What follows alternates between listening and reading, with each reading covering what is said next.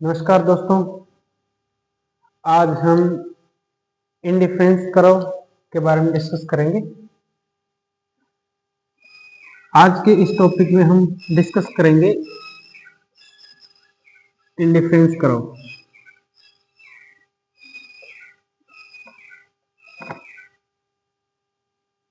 Indifference curve और दूसरा topic है indifference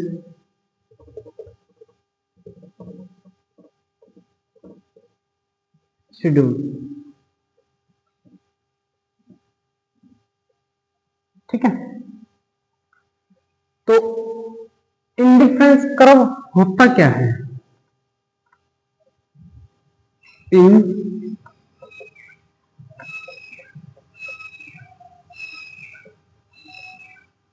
curve, indifference curve is a curve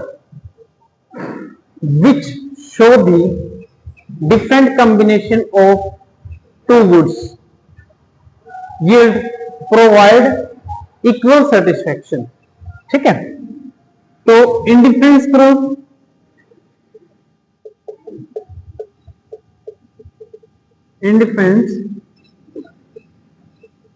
means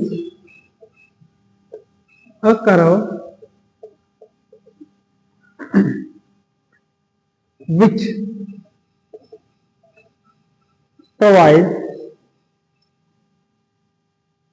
show the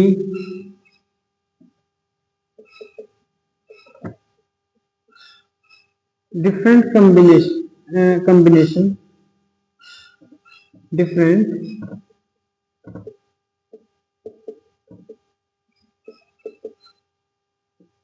of the two goods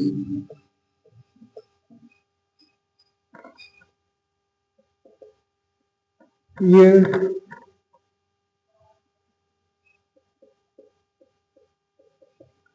provide equal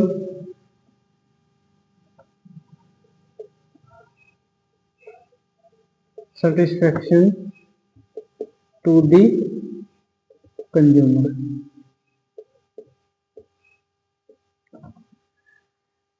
इसका मतलब है कि इसमें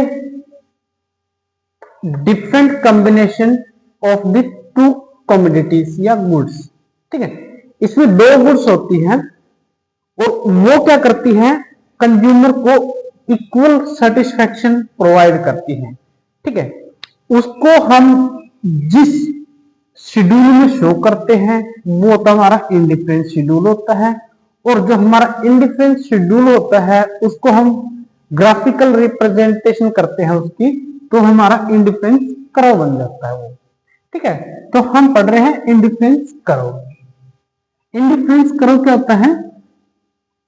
indifference curve means a curve which show the different combination of the two goods yield provide equal satisfaction. ठीक है, एक example के through इसको समझते हैं। ठीक है, मान के चलो हमारे पास दो गुड्स है, ऑरेंज है और एक है एप्पल। ठीक है,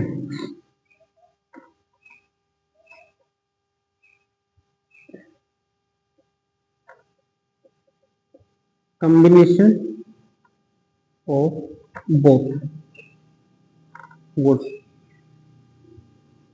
ठीक है, ये हमारा एप्पल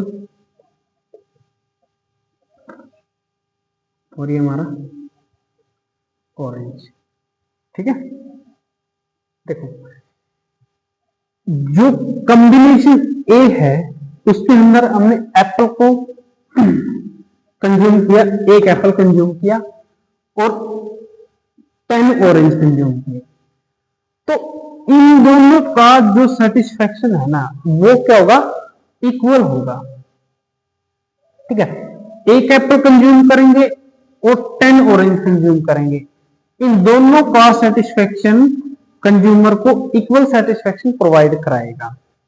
ठीक है, जो कॉम्बिनेशन बी है, बी के अंदर क्या करेगा कि कंज्यूमर जो अपना सेटिस्फेक्शन को इक्वली करने के लिए यदि वो एप्पल एप्पल को बढ़ाता है, ठीक है, तो उसको क्या करना पड़ेगा, ऑरेंज को कम करना पड़ेगा।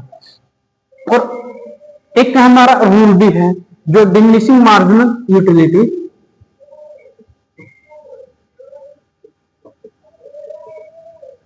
डिमिनिशिंग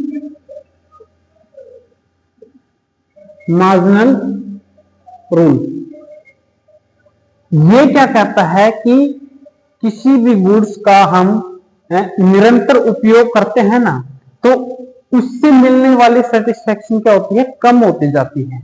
तो वो रूल यहां पर भी एप्लीकेबल होता है। वो कैसे होता है, जैसे कि हमने पहले क्या किया, ऑरेंज थे, ऑरेंज हमने 10 कंज्यूम किए, ठीक है, और एप्पल हमने 1 कंज्यूम किया, तो अब क्या हुआ कि कंज्यूमर को एप्पल पसंद आ गया होगा, ऑरेंज पसंद नहीं आए हुए होंगे, तो वो क्या करेगा कि ऑरेंज की जो यूनिट्स है वो क्या करेगा, नेक्स्ट जो कॉम्बिनेशन है उसके अंदर कम कर देगा। ठीक है, तो और उससे क्या होगा, जो कंज्यूमर है उसको मिलने वाला सेटिस्फेक्शन है वो इक्वल ही रहेगा। तो कंज्यूमर मान के चलो एप्पल 2 कंज्यूम करता है और ऑरेंज तो कम करेगा, फिर वो करेगा 7, ठीक है। और तीसरे कॉम्बिनेशन में, सी कॉम्बिनेशन में जो एप्पल कंज्यूम करेगा 3, ऑरेंज कंज्यूम करेगा 5, ठीक है। चौथे कॉम्बिनेशन में, डी कॉम्बिनेशन में एप्पल कंज्यूम करेगा 4 और ऑरेंज कंज्यूम करेगा 4। तो देखो यहां क्या है, ऑरेंज की जो क्वांटिटी है कम होती जाती है, ठीक है। तो ये क्या है, डिमिनिशिंग मार्जिनल यूटिलिटी का रूल यहां एप्लीकेबल होता है। यहां पर भी एक ऐसा पॉइंट आएगा जहां पर जो कंज्यूमर है उसको एप्पल से होने वाली सेटिस्फेक्शन क्या होती है, कम होती चली जाएगी। फिर वहां से क्या हो जाएगा, फिर एप्पल को कंज्यूम करना कम कर देगा। ऑरेंज है, ऑरेंज की सेटिस्फेक्शन है वो क्या है, और ऑरेंज उसको पसंद आ जाए, फिर वहां से क्या करेगा, ऑरेंज को ऑरेंज का कंजम्पशन है वो फिर वहां से बढ़ाता चला जाएगा। ठीक है, तो ये है हमारी इंडिफरेंस शेड्यूल। इस टेबल को बोलते हैं हम इंडिफरेंस शेड्यूल।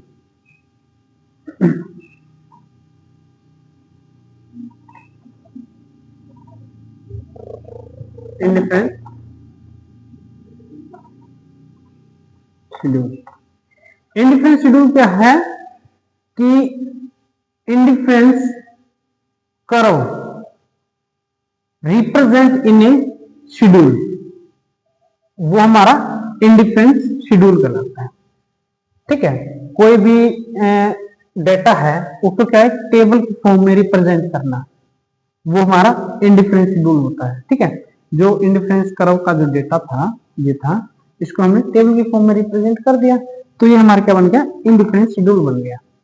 ठीक है, इंडिफरेंस कर्व है जो, इसको हम ग्राफिकली रिप्रेजेंट करेंगे।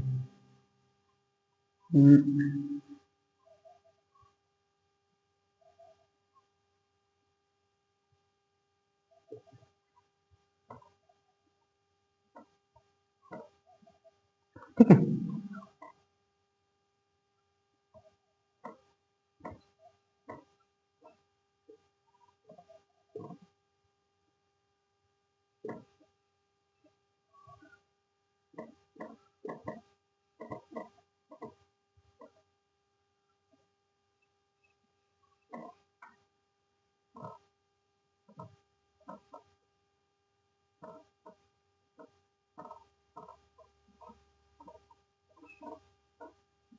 ठीक है, ये हमारे ऑरेंज,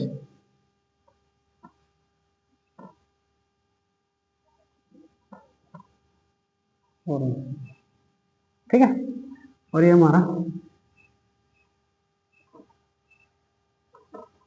एप्पल। अब देखो, एक Apple 10 orange,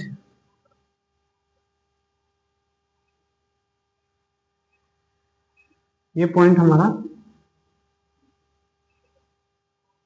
10, 2 Apple 7 orange, 2 Apple 7 orange,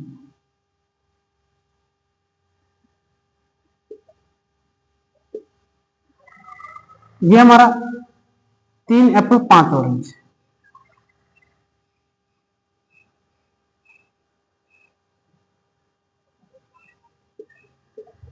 5 orange, और ये हमारा 4 एप्पल 4 ऑरेंज।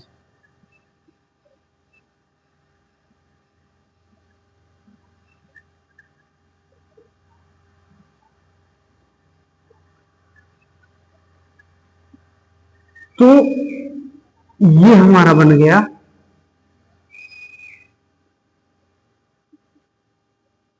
आई सी, इंडिफरेंस कर्व, ठीक है। तो ये था हमारा इंडिफरेंस कर्व। आई होप आप सभी को समझ में आया होगा। Thank you. जय हिंद, जय भारत।